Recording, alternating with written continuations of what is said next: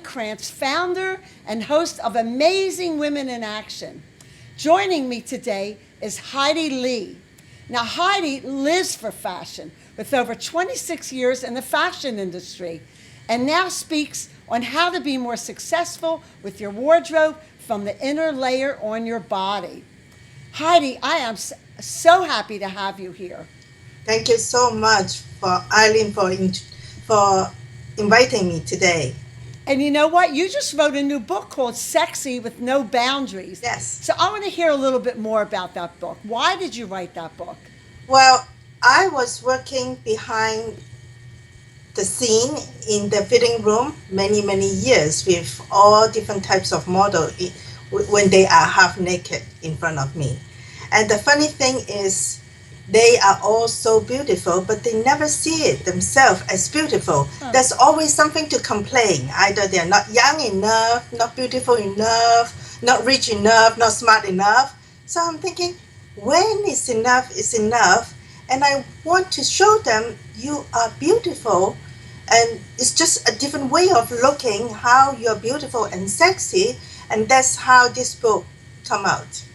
You know, it's interesting when you say that because we're so critical, Yes. Women especially, we're so critical of our bodies that when we look in the mirror, we never see what we would like to see. Yes. You know, we have too much weight, we're too flat-chested, whatever the story is. Yeah, or too much. Or too Too much. little or too much. A little bit or too much. So Yeah. did you, in that book, did you give stories on how women can change themselves? What can women do to make themselves feel better about themselves? Well, absolutely. I was guilty in the first being too. I always thought that when people call me sexy, and I always think that, God, another one misused the word of sexy. And I was thinking that I was not sexy, I'm just stylish. They just use a different word. And until somebody told me that, no, Hidi, you don't have to have a curvy figure or dressing provocatively to be sexy, because it is the way how you portray yourself, your confidence, that make me feel that you're sexy. So I started to do research online, and it's funny enough, I found that Angelina Jolie and Heidi Klum, both of them said that scars are sexy. And that hooked me because I'm thinking scars is imperfect. When you have scar on your body, on your face, it's imperfection. But to them, it is sexy. So I know that, okay, so sexy doesn't have to be perfect. And then I do more research, more, and I found that 60% of the sexiness come from confidence. And that tells you a lot. And I also, in this book, I also talk about sexiness in men. We always think that sexy is only a woman, but can you name a few of the sexy men that you can say? Name a lot, right? Definitely. Yeah. So in this book, I also include men too. One chapter is talking about men and how they can increase their sexiness too. So, and a lot of things, the women don't think that they are perfect enough in their body. They have too much weight or too boyish look, that they are not sexy enough. And I do talk about that too. It's beyond the shape, beyond your size, beyond your age, beyond your beauty, a lot of different things. So and each chapters I talk about how sexiness in a different way, and I write it what I think about it, and then I also have people to contribute their story, how they view that subject of matter to support what I believe. So And it can is you- a compilation book. Can you give us one example of one person's story? Oh, wow. You know, it's interesting when you talk about having confidence. Yeah. Because when you don't feel good about yourself, for whatever reason it is, your career's not going well, your relationship is lousy, you know, you're not having communication with your family, Yeah. all these things kind of, we don't feel good about ourselves going through the turmoil that goes on when you're dealing with this. So who feels sexy? You know, when you're feeling like you could put on the sexiest lingerie and you Yeah. feel like crap because of all the other influence in your life. Yes. Well, if you want me to share one story, I can talk about chapter 9. The title of chapter 9 is Sexy on the 34th Floor. Okay, wow. On the third, I love that. So it talk about, of course, sexy in career woman on the 34th floor, That's which is right. so. One of my contributor is Maurice Dimino. He was saying that when he watched some woman in the TV show, the hosting TV shows, and she was just a normal woman, Hmm. nothing special to him. But then the more he see her how she perform in the TV, she has confidence, she's very knowledgeable, and she speak her mind and more, and it build up the sexiness within her. And Maurice can see that, oh, she become from a normal woman, she becomes sexy because of the way how she portray herself. That's that kind of story, So which some, is very encouraging, I think. yeah, I think sometimes, like if I go to the store and I put a dress on that's a little sexier than I would never wear, it's like, wow, I feel really good in this. And I think it's Exactly. the same for any woman, that if you put on something that you normally would not wear, and sometimes it's even fun to go to the store and try on these sexy Yeah. clothes Yeah. just to feel good and realize how special you are. So, how did you end up in the fashion industry? Oh, it's very funny. I always want to be an interior designer since Ah, I was 10 years old. huh. So always want to be an interior designer. I think that I have that talent. I'm good. And my mother let me do the house and everyone like it. So I believe that I have the talent. And so I went to design school, and then we have four category: interior design, fashion design, graphic design, and product design. And immediately hooked to interior design and fashion design. And after I finished the first program, it is our choice to choose one only, to focus on one. And I started to feel that there's a lot of guys, they are very good in mathematics and all this kind of thing. I'm not good at mathematics. So I'm thinking it's very hard for me to compete with guys. And in the meantime, people keep on telling me that, Heidi, you have fashion sense. Oh, Heidi, the way how you dress is so unique. And all those kind of things is giving me confidence and questioning myself. Do I really have fashion sense that I didn't know?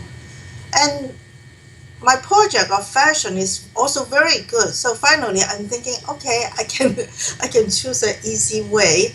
So I choose fashion because either it's interior design or fashion design, they are all three dimensional. I love three dimensional stuff like sculpture, things like that. I Uh like huh. three dimensional Uh huh. things. So, and I love woman's body. So naturally, I become a fashion designer. But the funny thing is, um, we have only 13 people in our class. It's a very small class.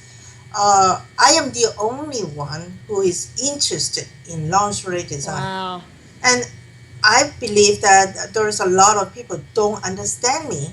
They always say, Heidi, lingerie design is three triangle, two triangle at the top and one triangle at the bottom. What can you design?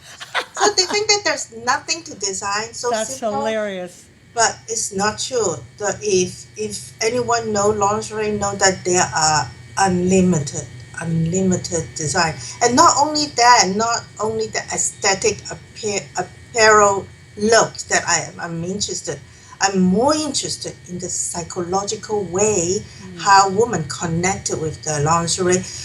They are connected in the inner peace that is only between her and her lingerie, that some secrets between them and no one know, and it makes such a big impact on women. That psychological way, the impact of lingerie is fascinating me.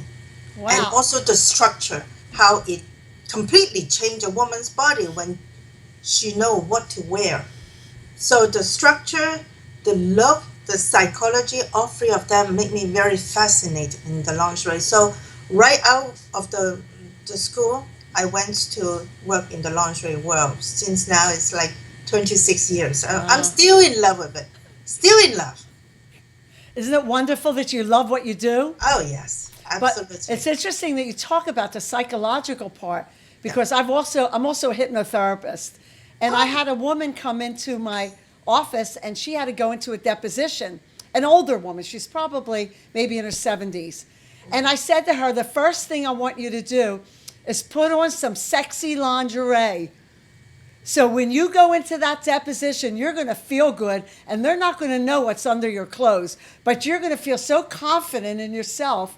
So what you're saying is so true. Yes. And when she went and did it, she said, "Oh, I said, did you wear your sexy lingerie?" She said, "Absolutely." And it was like it was interesting how she changed when she went in there from being a quiet, meek person.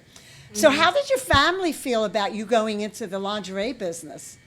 I have a big topic about that in my workshop. My mother was very proud of me when I studied fashion design, and I win many, many, many scholarship, and she was very proud of me.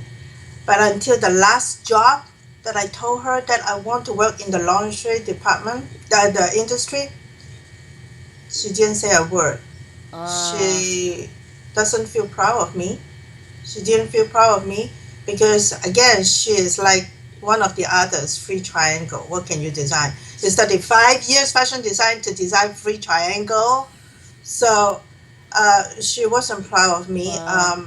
But after that, I proved to her that I make a good living, and I proved to her, I took her to a very high-end lingerie department with all the best name, and I convinced her to try a piece that she hooked on it, but she was flipped because she saw the price tag is like $500 for a bustier, and she's Wow. like flip up.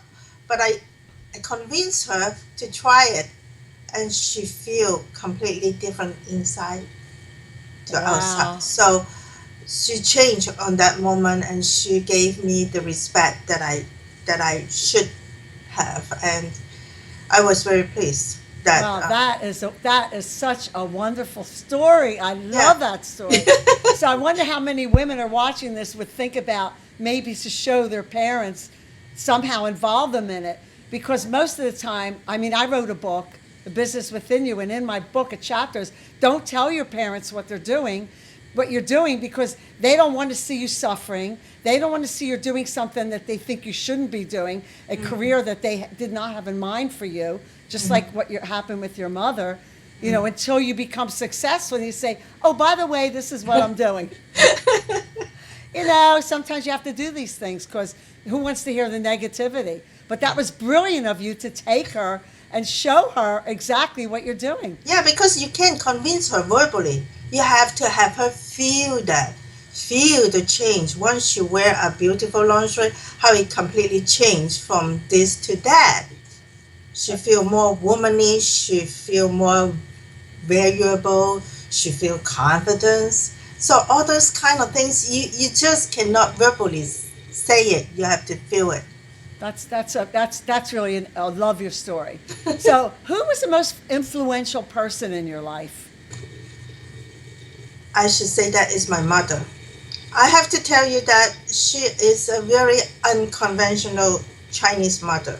Not like any mother in China or in Hong Kong or Asian or anywhere in the world that they want you to be either a lawyer or a doctor.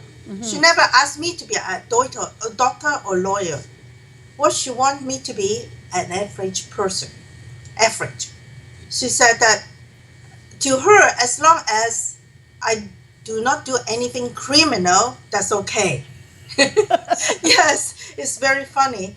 To her, an average person is good because she didn't really explain, and I never really asked, but I can tell that she's more like a Zen kind of mentality. She thinks that if you are in the extreme ends, too good or too bad, you're going to suffer. So she always think that average or a little bit above average, that is good. So how how did it help me? I think it helped me in a way that I don't have pressure. Uh, I can really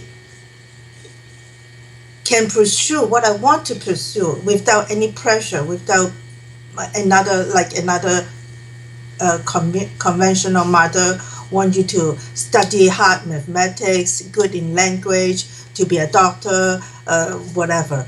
So she give me the unlimited world. The sky is unlimited. I can do whatever I want and I won't feel guilty. And if I do good, better than average, of course, she will be happy. But she never pressure me. And that is the key of success. Because I can see that I know some people, they were always trying to be someone that is someone's expectation. It's not really from themselves. And I feel sorry for them. The whole life they are working for somebody. And I'm glad that I am working for myself.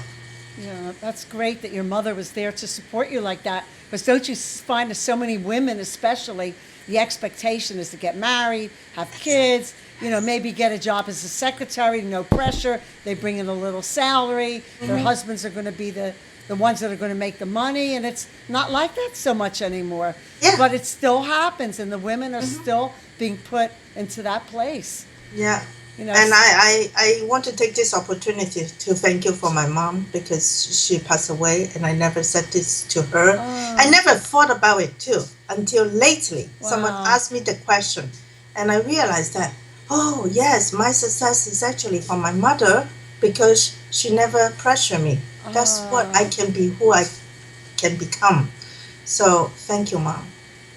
Really, that's wonderful. That's one. Did you tell her this when she was alive? No, no. I as I said, I just realized lately, Ah. maybe this month, not long ago. So sometimes there's somebody in our life that we don't think how much they influence us until they're not there, and then we realize, wow, I didn't realize how much. And what you said about your mother was wonderful. Yeah. And I'm I'm sure she's there with you. Yeah, And she's hearing what hear you're me. saying. Yeah. And she's watching and saying, hey, you're above average. You're not the average anymore. Thank you. Thank you. We need to hear that. And I think that we need to hear from our family to be supportive of us. Absolutely. And so you also do a workshop, the Naked Truth workshop. Mm-hmm. In that workshop, do you have women try on lingerie? And No. My workshop, the Naked Truth workshop, is actually about body image. okay. So basically, either my book or my speakings, my speech, whatever, seminar, they are all about either body image or fashion. The Naked Truth workshop is about body image, and I try to explain. One of the story is tell about how my mother was ashamed of me being a lingerie designer instead of a fashion designer, but Right. how I took her to the department store and changed her mind, and then all the way to teach people how they can reconstruct their body. I'm not going to say that to go under the knife for the surgery. I'm saying that to wear a good fitted lingerie to Gotcha. support the body, to change the body. So, because I believe that foundation for people is the same as foundation of a building. Of a building, your important is to build up the foundation, which is safe, which is structural well. And after you do that part, whatever your building is, whatever color, whatever window, whatever roof that you make, it's always look good because your foundation is good. Woman is the same thing. Man, woman, human being, they're same. If you know how to build your foundation, whatever clothes you put on top, it will look good. And that is my the Naked Truth workshop, how I teach people how to build the foundation. So because we're coming close to the end, and I want to Yes. ask you, what advice, what one thing would you like to tell the women and the people that are listening to this? What one thing would you want to tell them? To end the show, I always end with a quote with Lady Gaga. She have her quote, the last quote in her concert, and it really will align with my belief. She said, I don't want you to leave here tonight loving me more, but I want you to leave here tonight loving yourself more. And I believe that loving yourself is the number one things that you have to do before anything else. Before you love your husband, before you love your kids, you have to love yourself first from the inside out. And that is my advice. I love that. Heidi, thank you so much. This has Thank you. been a really great interview, and I thank you so much. And we're going to also put the information on how people can find you. Absolutely. Okay, thank you again. Thank you for having me. Okay, Bye. bye, honey.